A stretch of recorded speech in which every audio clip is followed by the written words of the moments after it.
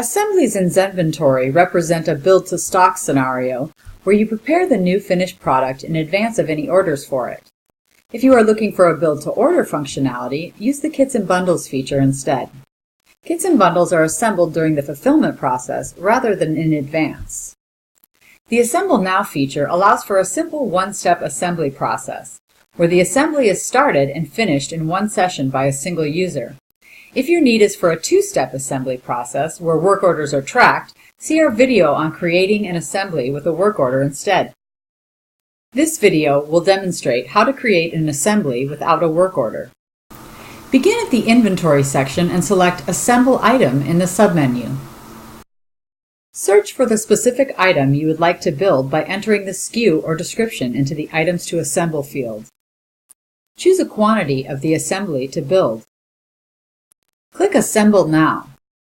A work order will print the list of components needed along with their location, and the assembly is considered complete.